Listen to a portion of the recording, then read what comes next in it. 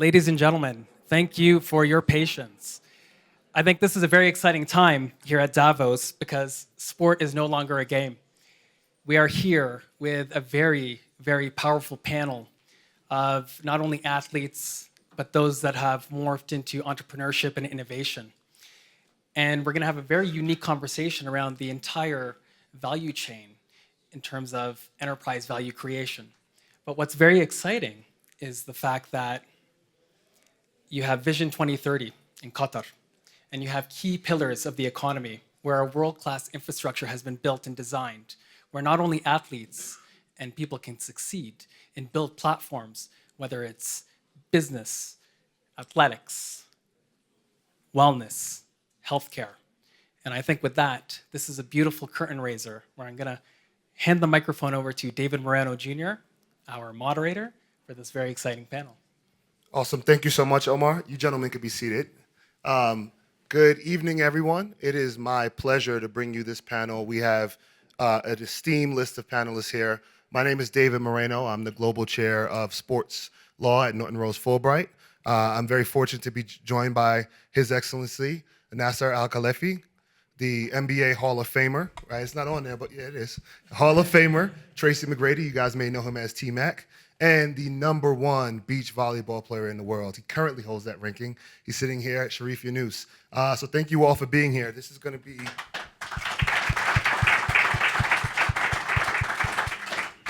an immaculate conversation. Sports has been at the center of many of my discussions lately. And it's interesting here to be at Davos because it has been a massive growth vertical. We've got nothing but winners up here. So His Excellency, I would love to start with you. You might be the busiest person in the sports world. I mean, I'm just looking at all the acronyms and all the clubs and all the media companies that you're involved in. You've got obviously PSG, QSI, beIN, Media Group, the paddle business, UEFA, FIFA. It's a remarkable portfolio. Like we can just do this panel with you talking about those alone. But one of the things I want to ask you is how do you do it at all? What's the leadership framework that allows you to operate across so many worlds at one time? First of all, ladies and gentlemen, it's great to be here, and thank you very much also for being here. It's a great honor to be here with you, David, and two amazing legends. And I'm one person small in this sport world, and you think you exaggerate maybe David a little bit, but yeah, I mean, there's no secret, to have to be successful, a businessman, sport, everywhere, that you need to have great team with you. And, you let your team also do the job, trust them, and I think, of course, and love what you're doing. For me, all this, what you mentioned, is not a job, it's not work, it's passion, and that's what we love. From sport, that's what the sport taught us also. And I think for me, and I said to everybody, the day that I don't feel passionate about the sport, I stop immediately, because that's what we live in, that's what we love. And in holidays, I think, you feel it's boring. It's like, you need something, you need to do something. There's no football match, there's no paddle, there's no tennis, no things, right? And media or entertainment. So this is what we love, and we've been learning from our leaders and how ambitious we should be and how we should, be involved in everything that we can help as a team, as family, as one family, and this is how I do it. That's phenomenal. I can feel the passion that you have and the pride you have for all the endeavors, and that's a great segue for you, Tracy. Because when you saw defenders one-on-one on the island, you lit up the same way he lit up here. And so, that's a great segue to the Ones Basketball League that you have. How was your vision shaped, and sort of what's the goal building Ones Basketball League from the ground up? So I started a one-on-one basketball league back in 22, and I remember early 2000s, there were this organization created called N1, and these guys went on a tour and they played all over the world. And I saw the passion across the globe for these guys playing a particular style of basketball. So I got my information, fast forward, back in 22, I got my information from the kids. I have my own AAU program, right, from 5th grade all the way up to 11th grade. And every single day after practice, these kids want to play one-on-one basketball, right? They call it king of the court. I have 2 sons, and I come home, and I love to watch college basketball. I love to watch NBA basketball. My kids, my sons, will not sit down and watch the game at all. They could care less about watching the entire game. But when I come home, I see that they have YouTube on the television, and they're watching these guys play pickup basketball. So I'm receiving all of this information from the kids, and I know there's a huge pool of talent out there that is not in the NBA, that's not playing college basketball, that's not overseas playing professional basketball. And there's a skill set that I think as a basketball fan we can appreciate on a one-on-one platform. So I want to see guys that opportunity that was told they're not good enough, that possibly on their journey as they're growing up, maybe mom or dad or someone passed away and they had to take a leadership role in raising their kids, and their dream, bypassed them. So it's really just creating a platform for kids to really live out their dream of one-on-one basketball. And to me, basketball one-on-one is the purest essence of the sport. We all played one-on-one basketball growing up, and I just didn't understand why it hasn't been a bigger platform for that. So a lot of my information came from the kids. Thank you, kids. The kids are always leading us. And that's also a good segue to Cherif. From one-on-one basketball to a 2-on-2 sport that you are playing right now, you're in the middle of a legendary career. What's something that athletes may overlook that would generally create enterprise value in sports? Yeah, I would say in our sport, we are team sport, and it's a very, very long sport that it's like we are husband and wife because we travel together. Our season is so long, we have 9 months season, and then we have a 2 years league to qualify to the Olympics. So for us, as a playing 12 years now in this highest level, I've learned a lot to put our sport in the highest level, and it's something that it's priceless. And His Excellency said, we go with the love of the sport. Because like he said, now I'm in vacation, but I feel like I gotta do something. I'm boring. So yeah, it's a thing that we have to push harder and highest level in our industry. That's great. I feel the passion with all of you. Tracy, I want to go back to one-on-one, one's basketball for a second. Is this an initiative in youth sports, veteran players? What are we thinking in terms of global expansion? Sort of what's the vision for one's basketball league? So I think that the vision for me, because the culture of one-on-one basketball is different on a global scale. I think from a global scale, for me, I'm all about the youth, right? And when I see that I'm in a 1 percentile, there's a 99 percentile of kids that love basketball, right? That are getting turned down, that are, developing into players that they want to play this game at the highest level, but they can't play 5-on-5 setting. For me, it's about creating and helping kids, tap into their confidence, understand who they are. So if you create an academy with one-on-one with kids that have been turned away and saying they're not good enough, and you create an academy for these kids, and the ecosystem is purely one-on-one setting to where they're getting that attention, right? And they're developing and improving as players.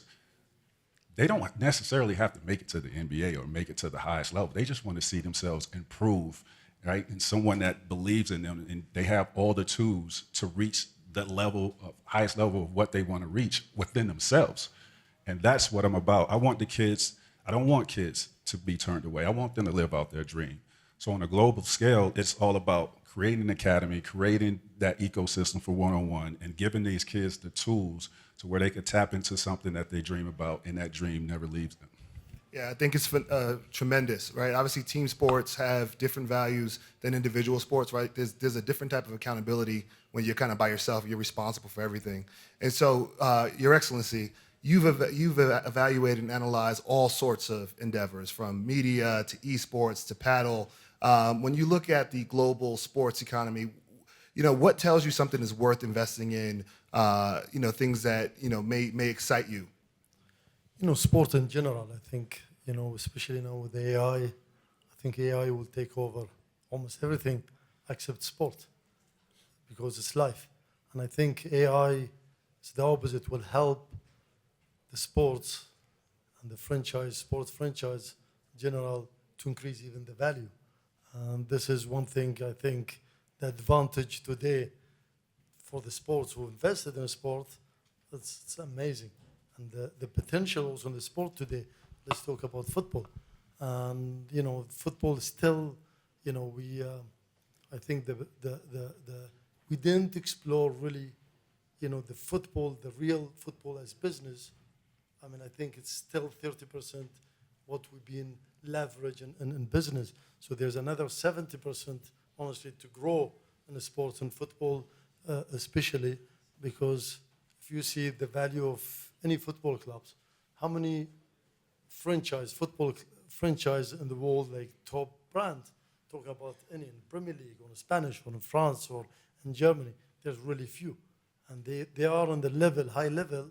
So to build this, it's impossible today. And there's only unique franchise today. So I think the value, if you tell me today what the value of X football team, it's much more than 5, 6, 7 billion for sure, and much more. And you see NBA franchise or NFL today, we see 10 billion, and it's amazing. I mean, we're learning also from the American sport, the true NFL or NBA or baseball, but football is the first, most popular and the biggest sport in the world. Imagine that if we could honestly maximize as business with the football franchise, that would be much more than 10 billion, 13, 14 billion. And that's what the lucky who invested. I mean, for us, we invested in Paris Saint-Germain. I mean, we bought it 70 million. And today, people I was talking to my team, they said 5. I said, not 5 billion, it's much more. Because I know there's no value, priceless today. And promise, like a month ago, someone came to us and said, I want to invest minority in the franchise in Paris Saint-Germain. Put the number. And I want to, so I said, what's the value? It's true. So I think people underestimate the value of today the football franchise in general and sport franchise, because that's unique things and always going to go higher and higher. Yeah, so it sounds to me that the value is only the number someone is willing to pay, right? That's what dictates the value. Exactly. That's phenomenal. And obviously we're seeing a lot more sports investment across, maybe some sports in the U.S., for example, like beach volleyball is not a massive growth sport in the U.S., but we're seeing more and more investment, in sports that we would consider inbound sports, soccer, cricket, rugby, beach volleyball, things like this. So what do new investors into your sport, Cherif, need to understand about the athlete mindset if they want to build something sustainable, say, in a new space, like a white space like beach volleyball in the U.S.? Yeah, I would say like the first, because I said in sport to develop, first you need the facility. When you make the facilities, it's very easy that to build a sport in a very long longevity. And I believe that back home in Qatar, we did it so well. Like 2006, the Asian Games, that was the takeoff of in our sport, I would say. In beach volleyball, we got the great facilities, and we have one of the best facilities in the world. That me as a player, as a board member, in FIVB, International Volleyball Federation board member, representing the athlete, I've received a lot of comments about our facilities in Qatar, and like as an investor, the first thing that you gotta do is first the facilities. The facilities make the players, and it keep the sport and keep the value of the sport. That's interesting. Your Excellency, I'm curious your take on that in terms of your all's investment at PSG into facilities and how that maybe compares to some other clubs across the league. Of course, I think the facilities, I agree with Cherif. We invested in our new training center. And today we have almost 5, 6 players like in our first team from our academy. And this is the real investment for me. And Paris, as you know, the talents in Paris, like, you know, the last African Cup of Nations, we have 107 players come from Paris playing in African Cup of Nations, and with a lot of talents. In the World Cup in Qatar in 2022, we have 30 players came from Paris, and the second, 12 players from Sao Paulo, and third, London, 8 players. So I think, you know, our investment also in the talents, the young, facilities, strategic, and of course, the best coaches, the best system that you can really even, you know, educate also the parents and the agent, because this environment, you need to guide them to the higher level and to be as professional players, because, you know, they start as amateurs, then with 16 years old, they become professional. So it's a journey, start with the facilities, with the coaches, with the system, with the school, education, because we believe also in education, that's the real investment. That's phenomenal. You're investing in the people, not just the athlete, right? And that's the key of championships. You know, Your Excellency, I want to follow up on that, because this is a really prominent topic right now. Sovereign investment is reshaping global sport, right? But there's also athlete investment. Where do you see athlete investors fitting into the next decade of global sports investment? Are we heading toward a model where athlete capital and institutional capital can complement each other? Absolutely. I think, you know, the athletes, they are the assets today. And I think, you know, the investment in the athletes is major. I mean, if you see in any football clubs, the investment in the players, the values of the players. I mean, you know, I was telling our last time when the team just driving in the bus, I said, you know, what's the value of this bus, right? So it's the investment in the athlete that's the most important, and educate them also, because any mistake of anyone, or if you lose one of them, you lost big assets.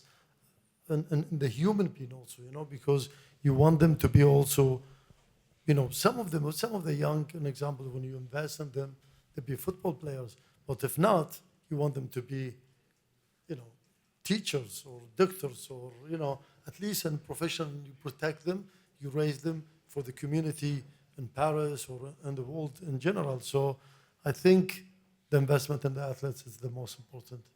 That's great. And talking about investment in athletes, Tracy, you're someone that literally put your money where your mouth is. You didn't just launch a league. You personally wrote a $10 million check to support your league, to make it real. What's your decision-making framework as an athlete alpha when evaluating sports, tech, or media opportunities, including obviously your own GBL, 1BL, sorry? I think it's, you know, for me, it's do I resonate with the brand? Who is the management? Like, and in the past, I've put my trust in, you know, lived out someone else's dream, and it just didn't materialize. The partnership didn't work. So I wanted to invest in myself and my own, you know, ideals and you know, create these properties that is all about the youth and enhancing and impacting the youth. OBO was one, right? We have ABCD camp that we've been working on. But I use the example for the Buffalo Bills. I invested into the Buffalo Bills. It wasn't just handing them a check and, you know, sit back for years and see what type of return I get 10 years later. This was a partnership that was dear to me, that resonated with me. It's close to home because Toronto, I played for Toronto for 3 years, Toronto Raptors, for people that don't know about the Raptors. So I played for Toronto Raptors for 3 years, and the border is right there. So when I met with the Pagulas, who are the owners of Buffalo Bills, their goal is to enhance their fan base in Canada. Well, you know, I played there, I've been on the ground, I have great partnerships there. So that's me lending, not just, you know, writing a check, but also having an impact on the community and you know, giving a helping hand of expanding, having the fan base permeate throughout Canada. That's great. I actually want to go back to your investment in 1BL also. How much has your personal investment helped support your narrative? How has it made the market view you? Has it played any role? So I put $6 million into my OBO league, and last year, 22 after I did my proof of concept season, I went on a capital run trying to find that to build up my league. I struck out until last year. I came across an investor that believed in my vision and believed where I wanted to take the league, and he invested into the league. So that's where I'm at with my league now, to expand that. So we're definitely on the come up of building my league up. That's awesome.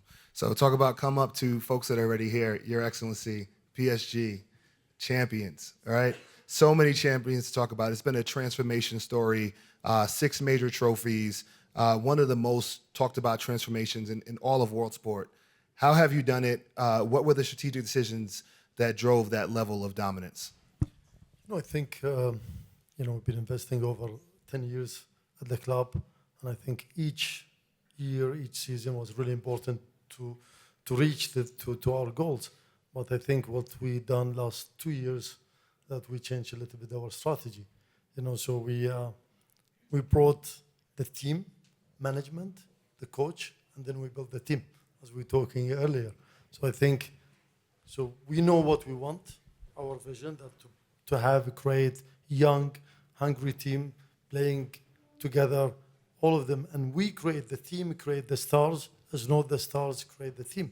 And that's, I think, that the collective of our team, with the youngest second team, won Champions League, and it's for me is the most important statement for us last season. Of course, Champions League is really important, but to win it with the style that we won it, plus with the young team, that was the most important. Because today, I'm really confident in the future too, not just last season or this season. We could now win it again. I mean, that's football, but I think in the way that we have the team that playing, together as collective with young, and this team can play another 7-8 years together. And we have today the system, the foundation. So that was the most important change. But every single, part of the previous season was really important to reach and the level that we won all the 6 trophies last season. In that regard, are you referring to like lessons in some of the losses and incremental growth? Yeah, of course. I mean, we in football, I mean, I asked one of the head of state, which he was, president of football clubs, and then he became head of state. I said, which it's easier, managing football club or head of state or state? He said, trust me, it's head of state be much easier. I said, why? He said, I have 11 ministers, maybe once crisis, but in football, every month there's crisis. He said, so, which it's really tough. I mean, you cannot predict anything in football, which it's really, and this is the beauty of football, right? That's why we love football, making a sport in general. You suffer, you stand up again, you fight, you win, you lose. So this is the beauty of football, and that's why we love it. It's killing us sometimes inside us. You don't know what to do, but that's the beauty. And that's make us stronger and loving also the sport even more and more. That's awesome. Tracy, what stood out about His Excellency's views of how to build a championship team? Do you sort of share some of those same values, or what are your thoughts? I was impressed. We were talking in the room, in the green room back there, and it was refreshing to hear that he doesn't use the analytics of what's so important and prominent in today's sports. I like the old school mentality, thinking of how you build a championship team. And there's no right or wrong, of building a championship team. It's just what resonates with me is, having the right players that fits a system, having that coach that has great leadership ability that trickles down to your players. Even your management has to have great leadership ability that trickles down to the coach and to those players. So it starts up the top that, in terms of building a championship team, you need great leadership, right? And I think when building that team, and whatever coach you decide to have in place, if it's a coach that has a system that he's just strictly about this system and how he wants to implement this on his team, well, it's up for the coach and the management to go out and have those players. That personnel has to match that coach's philosophy. It can't be the other way around. So I like his philosophy on that.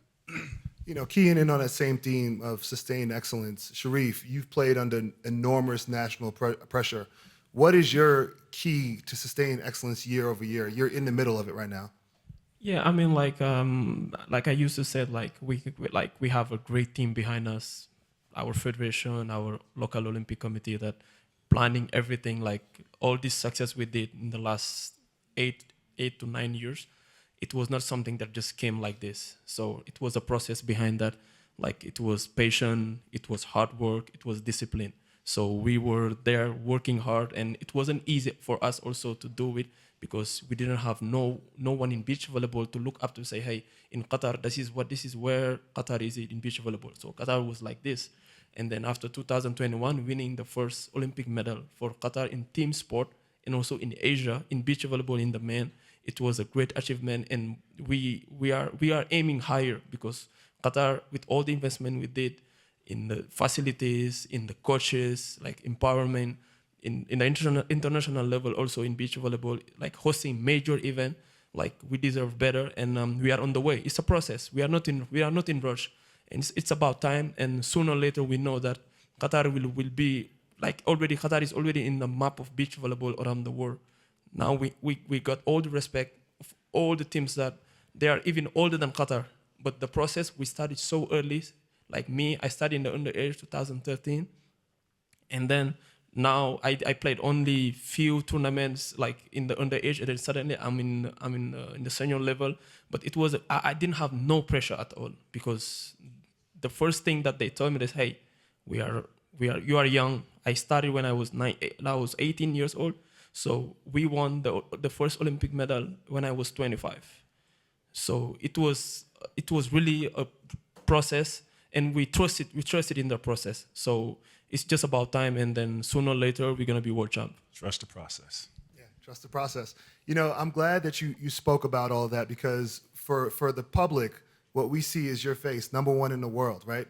We don't see all of the background, particularly in some sports when it's just two people. You are the face, right? You're the face of the program. So you really embody Qatar's human development vision. A system that invested in you, it developed you, and it elevated you to the world's #1. And you really just shed light on all of the ways in which they did that. And building on that, Your Excellency, when you look at Qatar's vision for 2030, what do you see as the biggest opportunities in the sports infrastructure, talent development, and global sport investment over the next decade? You know, I think already Qatar invested a lot in sports and keep investing in,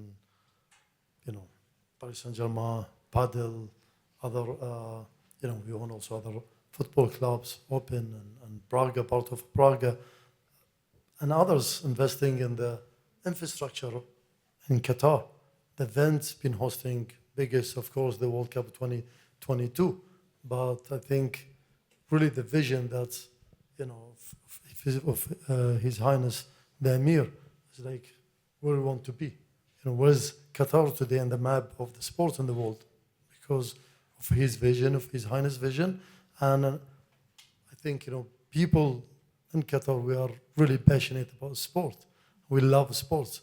And in general, everything, watching NBA at 3 o'clock in the morning in Qatar.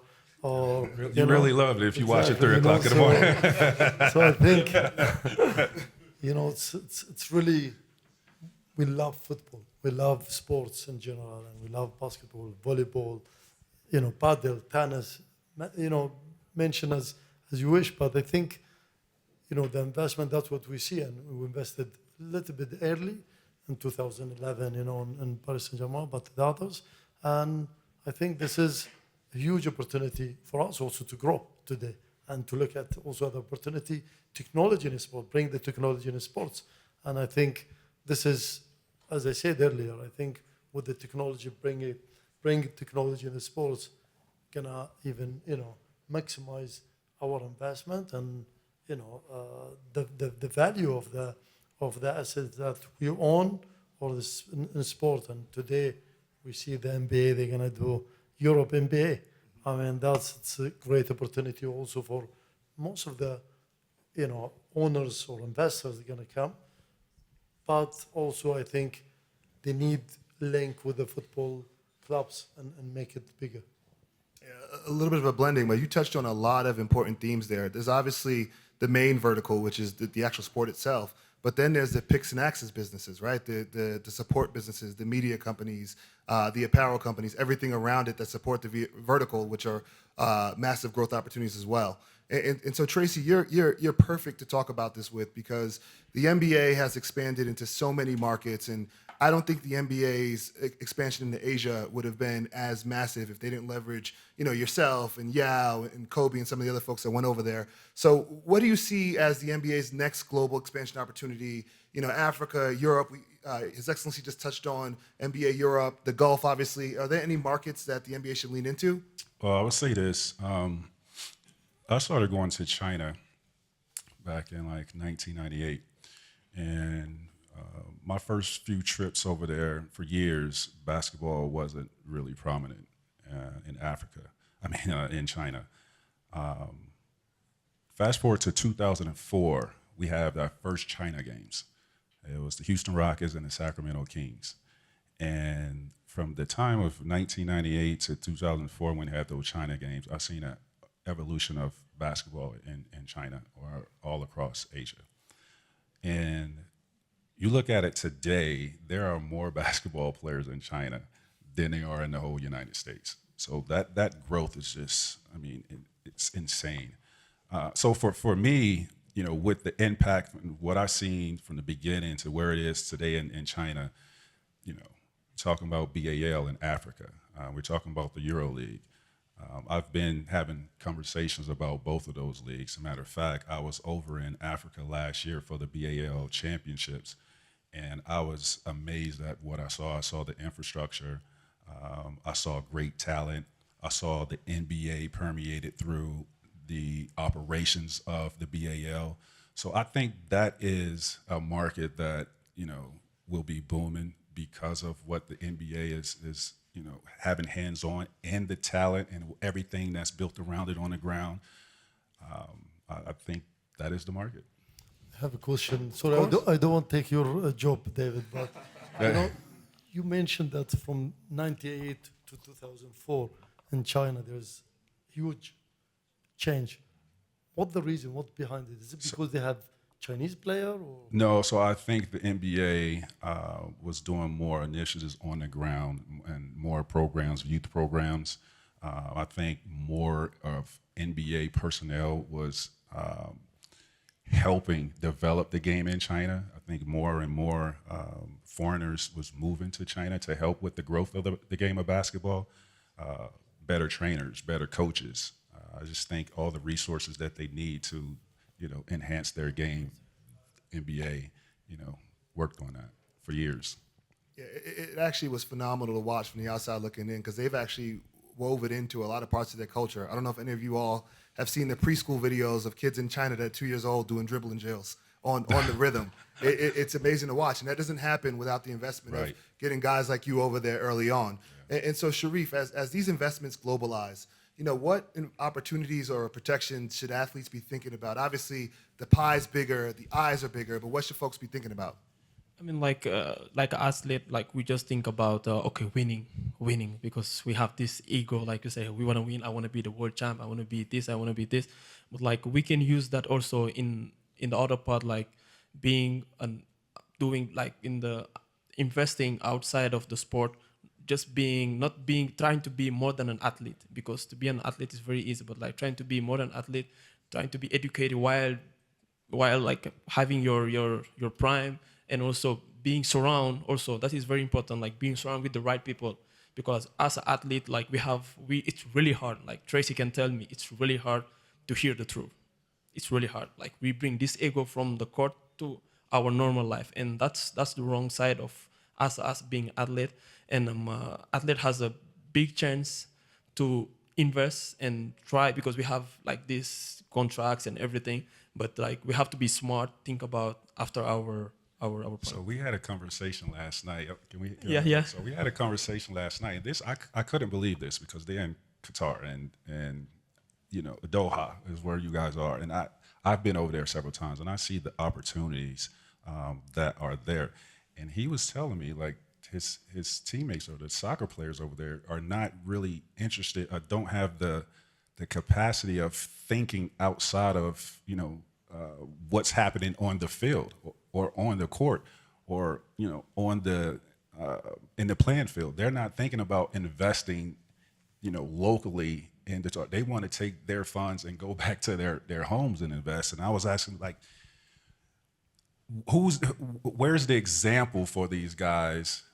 Because for me, Magic Johnson, Michael Jordan, like that was the example for me in terms of investment and building a brand and creating this empire away from the game of basketball. And I was asking like, who is that? Because you gotta see it, see that example for you to be able to have the mindset of that's what you want to do. Yeah, like for me, I've been looking like, for example, like Michael Jordan, like these guys are more than an athlete. Like off the field, they are owners. They own a lot of companies, and for me, that's my mindset. And I said I wanted to be not just a legend on the court, but I wanted to be a guy that they look after. They say, look, this guy was this when he was an athlete, but now look what he owns. So for me, that's a very important thing, and that's the thing. Like it took me years to understand that. Like I've been around with a lot of friends who owns company, but for me, like I said, I want to be like you, and maybe I can use my voice, my image, to aim higher or to reach higher, investing off the court. That's an interesting concept, and we touched on a lot of common themes here. You were talking about, obviously, you're only as good as your team. You spoke about that, Your Excellency, in the context of owning a club. And this is a little off script, but I'm curious your thoughts, because obviously we have a retired NBA legend. We have a beach volleyball legend in the middle of his career, a younger guy. We're seeing a lot more athlete interest into the business and off the field, off the pitch opportunities earlier and earlier. Are you seeing that in the world of soccer, and sort of what ways are you guys supporting some of the young guys that are interested in getting involved in this earlier? I mean, I think, most of the players, honestly, in Europe, they have their own offices or they deal with investors. And of course, they are 19, 20 years old, their family, maybe their family they don't understand, so there's offices, but there's some of them by themselves. I know some players like Zlatan Ibrahimovic, it's himself. He managed his fund, he managed his money, So very, very smart, to be honest, and he's looking after his money, and he's very smart. I mean, you have a lot of, honestly, players, football players, really, they know what they want. They know where they want to achieve outside of the pitch, because they know one day they're going to stop football and what I'm going to do, right? And, of course, now they have sources, they have good salary, but then what they're going to do also, it's not just about money, but create legacy also for them. That's it. I mean, when we talk about, legends in football or in basketball, Michael Jordan, example, I mean, he created his own brand, and his story is amazing. So I think there's people can do, and they will do even, could do even bigger. But they need to believe also, and they need to have this time, and they need to have also the team helping them. I mean, don't forget, most of their time on the pitch, right, the training, and so they don't have the whole time to focus on this. They have the team really building with the family also, because the problem that also sometimes the family doesn't help the athletes, right? So I think this is a key. That's what we're trying to do with our youth, to educate them how to guide their son, because, the family, I mean, they never have any business or any money, so suddenly they have good money or good resources. So how to educate them, how to manage their money, how to manage their son, because for me, of course, I want them to be successful, definitely, but also the most important for me is the player. They're my assets. I don't want they take wrong decision and they destroy his career. I piggyback off of him on that when he's talking about players not having the I guess they're not in the mental state while they're playing the game and they're making X amount of money, and to think about like what the future looks like for them. And that was me, right? As a 21-year-old, 22-year-old, I'm at the top of the world, one of the best players of the NBA, one of the best, shoe sellers in the NBA for Adidas at that time. And I couldn't imagine someone coming to me with opportunities to invest, right? You're just not at the mental. Now, some guys are there, but I wasn't there. And reason being, I came in the NBA at 18 years old. Prior to that, my background is no one had a higher education than high school, so there was no financial literacy to teach me. So at 18 years old, I got all this money, and I'm not sure how to invest or where to invest. Like I'm foreign to this. So to go through my career was really just a trial and error of learning along the ways, being in certain rooms and listening and not talking, but just sitting back and listening, and who I attached myself with, having the right team, what His Excellency was talking about, because that right team means everything in terms of elevating you as a brand, as an individual. And that's one of the hardest things, though, is finding the right team that has your back, has your best interests, and not taking advantage of you. And it's so many oftentimes that we do get taken advantage of. And to guide you, yesterday I was talking to one of our friends from different big clubs. He said, I saw something really strange. I said, what? We were in one of the conference in Dubai, and he said, I saw one of your player, he's like with his little boy, with his wife, walking normal, with his family. And I see another player coming to the hotel, 20 bodyguards, fighting this, which should show, by the way, how's the education of the parents too, how you guide them, because don't forget, they become very rich, they're young, right? I don't know, salaries 5, 6, 7 million per year, and they see the money, and some of them, they could become crazy, spending just money, and show off, and the others very humble, driving normal car, no luxury, no show off, and this is no bling bling, and this is honestly, I'm sorry, but and this is what I'm proud of my players, to be honest. They're young, very down to earth. They're really, simple people. They want just to play, like kids want to play football. Really does. They love football. They want to just play football. Yes, there's a clear investment in the ecosystem around these guys for them to succeed, sort of in a 360 way. And we're at Davos, so obviously we have leaders in a number of different fields here. And I think there's a lot of parallels between success, obviously, in athletic endeavors and success in business. Like, obviously, your team we spoke about. Cherif, your whole career has been built on resilience. Sort of what parallels or what tips do you have for business leaders that they can apply from a mindset perspective to their day-to-day business? Like, I would say, like, as an athlete, like, we are really, like, strong head. Like, whenever we believe on something, like, we just go straight on it. And if we try to bring that mindset in the business, but I would say it would hurt, or I would say it would help, but like to have this like resilience to keep doing, like, say, okay, this is my business and I want to really be an owner. So we can have this mindset saying, okay, as an athlete, I used to really be like to be patient, hard work, and disciplined. So you can bring that on the business, in the business field, because like me as a young entrepreneur also, I would say that's what I said to my team. I said, hey guys, like, we are young, so no rush. It will be tough. We're gonna miss opportunities. We're gonna fail. So no, it wouldn't say, okay, that's the end of the world, but it's something that we have to stick on it. Sooner or later, the hard work will pay off. I think a lot of people in this room would agree when you look around and say that youth is one of the biggest assets you have in that regard. I want to touch on a few things that we're coming up on time here. Tracy, if you can talk a little bit about your Adidas deal. You touched on it a little bit before. You revived the historic ABCD camp. I remember I had a 3-digit jersey. I don't know if you remember your 3-digit jersey. I had 364 my year when I was there.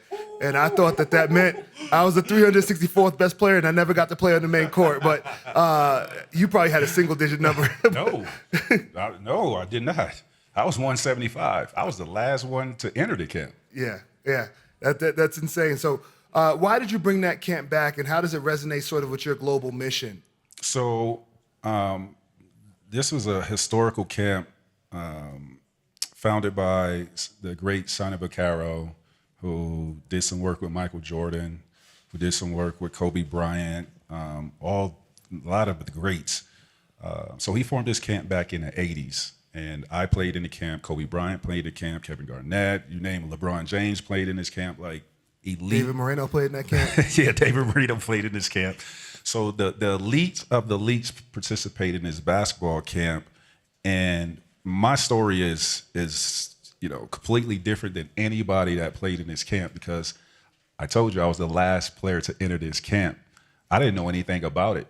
Through the grace of God, someone just came down to my high school and gave me this opportunity and told me about it. So I'm an unknown basketball player that gets invited to this camp, and I see all these great high school basketball players that I read about.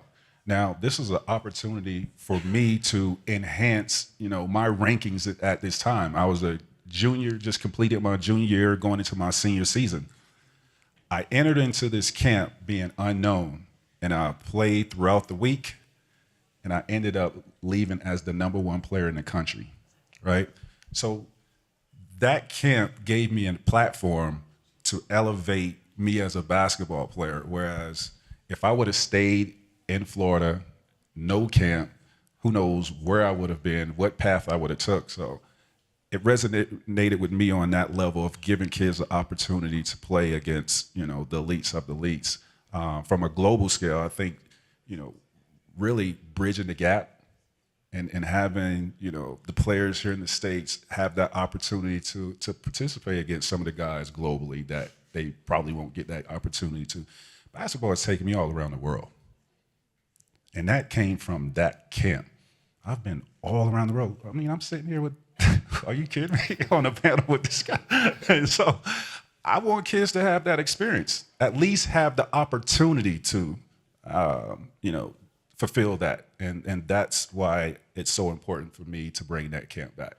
All right, so we're at time. And I know we can all do this unlimited, but just one last take, one sentence each. One sentence each, I think everybody would want to hear. The next 10 years, what's your prediction for global sport opportunity? Each one of you for one sentence. Is the future. That's simple enough. Tracy? I look for my ideologies and my brain trust of what I created to be all over the world. Cherif? For me, it's like I want women's sport in our region to really develop. Like to make a history, it's very hard. And in our sport, I really want like women's sport, especially in beach volleyball, to really develop. And we already made sport, so they have already a role model. So we are the role model, and we are ready to follow them and to guide them and to show them the right way to be a champion. Great. Thank you, everyone, for attending.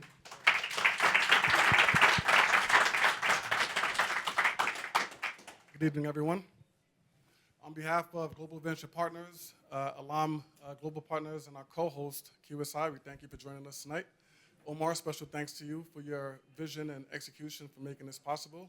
Thank you to QSI for your continued trust and support, and we'd like to invite everybody to our networking events at the Terrace Lounge. Thank you, guys. Thank you.